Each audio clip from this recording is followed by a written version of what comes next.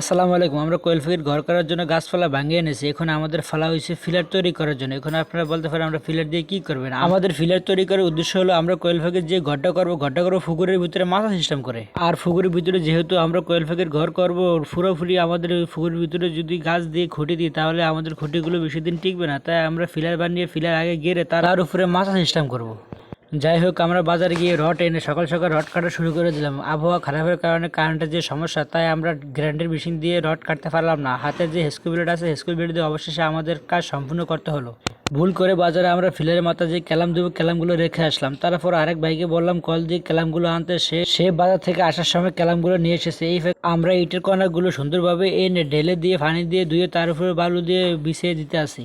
আলহামদুলিল্লাহ, এই কাজ করার জন্য আমাদের কোনো মিস্ত্রি প্রয়োজন নেই, কারণ আমাদের কিছু নিজেদের অভিজ্ঞতা ছিল। অবশেষে সিমেন্টের বস্তা এনে সুন্দর করে সিমেন্টের বস্তাগুলো ফেলে প্রত্যেকটা বস্তার মুখ খুলে সিমেন্টগুলো সাইডের দিকে সরিয়ে দিতে আসি, যেন কোনো জায়গায় সিমেন্টগুলো বাদ না পড়ে। যাই হোক, নিজেদের কাজ নিজে করার ভিতরে অনেক রকমের আনন্দ আছে।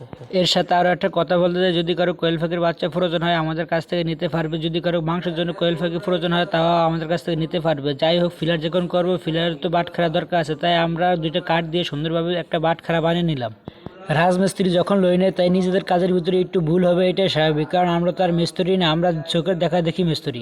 আলহামদুলিল্লাহ, ইটের খোয়া ও সিমেন্ট বালু নিজেদের অভিজ্ঞতা থেকে ভালো করে মিলিয়ে নিলাম। এবার আমাদের ফালা হলো যে বাটখারাটা বানাইছি সুন্দরভাবে বাটখারাটা রেখে তার ভিতরে রড দিয়ে এবার আমার বালু সিমেন্টের যে ঢালাইগুলো করেছি সেগুলো এনে এর ভিতরে ঢেলে দেবো। আমাদের প্রায় ফিলার লাগে প্রায় 16 থেকে 17টা। যাক, মাশাআল্লাহ, আমরা সম্পূর্ণ ফিলার এই ঢালাই দিয়ে করার জন্য চেষ্টা করব। আমরা বালতিত করে ঢালাইগুলো এনে তারপরে ফিলার বানানোর জন্য যে বাটখারাটা ছিল বাটখারার ভিতরে দিয়ে পরিপূর্ণভাবে ফিলারগুলো তৈরি করলাম। আলহামদুলিল্লাহ, সবাই দোয়া করবেন আল্লাহ পাক আমাদের খামারে বরকত ও বারাকাত দান করুক। আসসালামু আলাইকুম।